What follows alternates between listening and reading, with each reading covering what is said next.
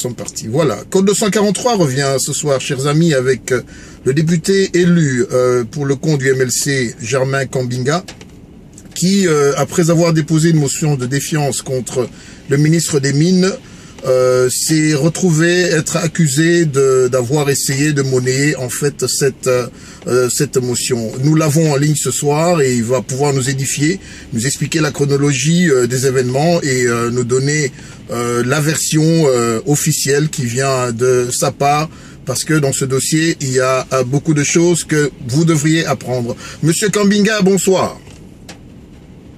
Oui, bonsoir. Voilà, nous vous remercions d'avoir accepté de passer un temps avec nous. Voilà, vous faites le sujet de l'actualité avec ce fameux dossier.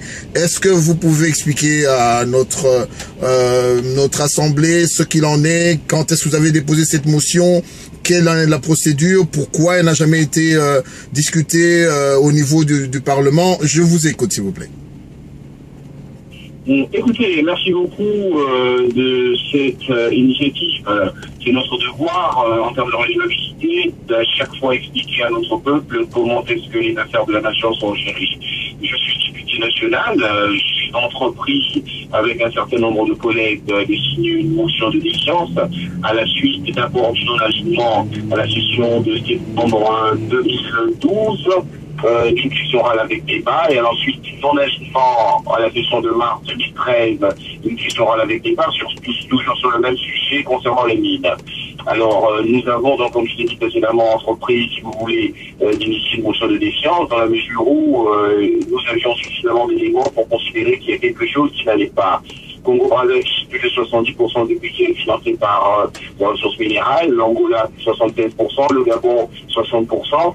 Et la plupart des pays rapportent ressources minières, c'est la même chose. Dans la République démocratique du Congo, les ressources minières rapportent moins de 11% du budget de l'État. Nous nous sommes interrogés pour comprendre qu'est-ce qui n'allait pas.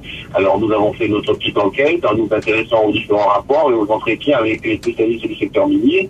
Nous avons produit un document, une sorte d'enquête. Et après avoir obtenu les signatures écrites, nous l'avons déposé au bureau de l'Assemblée nationale le 13 mai. Le 13 mai, malheureusement, le ministre en concerne n'était pas à Kinshasa. Et une semaine après, moi-même, je devais effectuer une mission en Azerbaïdjan dans le cadre du réseau des parlementaires de la Banque mondiale. Donc, une fois revenu à Kinshasa, nous avons réactivé ou alors mis en état cette motion. Malheureusement, entre le 3 mai et la clôture de la session, d'abord, la première semaine du 3 août, il est évident que l'Assemblée nationale était occupée avec la question de la Commission électorale nationale indépendante, mais du 10 au 15, une lettre du groupe parlementaire MLC enjoignant le bureau de respecter stricto sensu le règlement intérieur, l'article 209 à 210 et la Constitution, l'article 146. Nous sommes donc basés sur ça pour demander au bureau de faire respecter ces articles et d'amnistier impérativement avant la fin de la session cette motion. Donc, à l'état actuel des choses, cette motion est sur la table du bureau de l'Assemblée nationale. Et le bureau de l'Assemblée nationale lui-même l'a reconnu dans son mot de clôture en la considérant, je parle de cette motion comme, si vous voulez, un arrêté parlementaire en termes de contrôle qui devrait être aligné durant la prochaine session. Maintenant, à côté de cela, effectivement, il y a une série de campagnes d'abord d'intimidation qui ont commencé par des appels et des menaces de mort, suivies par des intimidations diverses, des courses-poursuites. Aujourd'hui, c'est une campagne médiatique ordurière tendant à me décourager et à me donner l'impression que je suis seul dans ce combat, alors qu'en réalité, je me bats pour l'intérêt du peuple congolais. Exact. Très prochainement, certainement, d'autres manigances en termes de montage divers vont faire jour. Mais moi, je voudrais simplement rassurer l'opinion que cette motion, elle est déposée, elle concerne l'avenir de notre pays, c'est le cœur des problématiques de la misère de notre peuple, elle est déposée et le moment venu, elle devra être débattue. Je ne reculerai pas. Je sais que ce n'est pas fini, que je m'en vais au-devant de nombreux problèmes qui peuvent même concerner ma sécurité physique. Mais en définitive, nous travaillons pour le peuple congolais, nous avons fait un choix en tant qu'élus du peuple. Nous ne voulons pas nous inscrire dans une logique anti-républicaine avec des démarches extra-constitutionnelles. Bien au contraire, nous sommes au cœur de la Constitution. Nous avons simplement réagi dans les différents mécanismes que nous autorise la loi et la démocratie telle que nous l'avons conçue depuis la Constitution de 2010 adopté son amendement de défense. Donc, fort de cela, je ne reculerai pas, j'attendrai que cette motion soit indiquée. Ils vont salir, ils vont menacer, ils vont faire écrire dans les journaux de leur obédience, ils vont monter des histoires, je le sais, je m'attends à cela. Simplement, la sociose, puisque cette motion est déposée, que ce combat c'est pour le peuple congolais, ce que nous attendons, puisque nous mettons, si vous voulez, en holocauste pour cette lutte, c'est un minimum de solidarité et un choix de camp. Quel est votre camp, peuple congolais, tout simplement? Est-ce que vous êtes dans le camp de ceux qui modifient la Constitution, qui tuent les ressources naturelles, qui font en sorte que notre pays soit au bas des nations, ou est-ce que vous êtes dans le camp de ceux qui se battent pour le changement? Pour un changement, exactement. Voilà le choix. Une question, vos collègues de l'opposition, quelle est leur position? Ceux qui sont avec vous dans l'hémicycle, que disent-ils? Parce que j'ai vu, nous avons vu tous ensemble Monsieur Babala, l'honorable Babala, au cours de sa conférence de presse, déclarer haut et fort qu'il est tout avec vous et que tout ce qui a été fait n'est qu'une campagne calomnieuse. Que disent les autres collègues qui sont avec vous dans l'hémicycle? Mais écoutez, le problème de l'opposition, c'est l'absence de Tshisekedi et de Jean-Pierre Bemba essentiellement. À l'absence de leaders, ce sont des ambitions individuelles qui font jour des jalousies. Les gens ne comprennent pas les vrais enjeux. Ils croient qu'au sens combattant les uns et les autres, que nous allons arriver à faire changer les choses.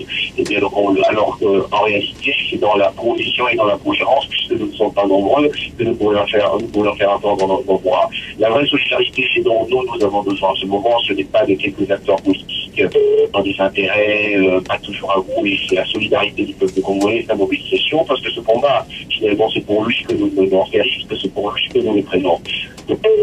C'est plutôt cette solidarité dont nous avons besoin. C'est de cette solidarité au niveau intérieur et extérieur dont nous avons le plus besoin dans ce moment, qui, je dois vous l'avouer, à partir de Kinshasa, n'est pas évident à tenir, parce que nous avons bien l'impression que notre front consiste en danger et que les ennemis de la vérité sont prêts à tout, mais nous tiendrons bon. Exactement, voilà, nous tiendrons bon. Yves vous l'a dit, j'aimerais vous dire...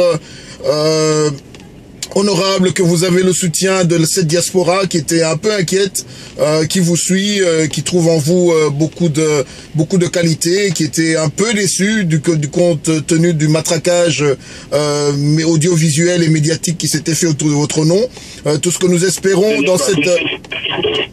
Monsieur Lwakabanga, ce n'est pas fini. Tant que cette motion ne sera pas débattue, sachez que d'autres cabales feront jour. C'est simplement à nous de savoir qu'est-ce qui doit être fait à partir du moment où la motion est déposée sur le bureau de l'Assemblée nationale. C'est un alignement au débat. Tout ce qui se passera dans la périphérie, ce sera de l'adversion, simplement pour dissiper l'opinion et faire en sorte que cette motion ne soit pas débattue. Moi, je fais ma part de travail en tant qu'élu. Au peuple congolais maintenant de faire ta part de travail en communiquant au maximum, en faisant en sorte que la vérité éclate sur ce qui se passe dans notre pays, dans le secteur minier. Exactement. Voilà, vos code 243 est à votre disposition. Vous savez comment nous joindre. Nous avions voulu vous avoir de vive voix, vous entendre, et je crois que vous avez répondu aux préoccupations de plusieurs qui pourront vous contacter par soit code 243 ou par courriel ou par votre page qui se trouve sur Facebook.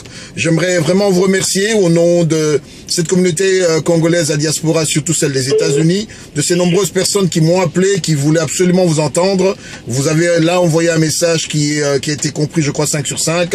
Voilà, tout ce que nous vous souhaitons, c'est du courage. Vous êtes là pour faire votre part et faites-la parce que vous représentez une certaine frange de cette population qui croit en vous. Merci beaucoup. Merci, bonne soirée.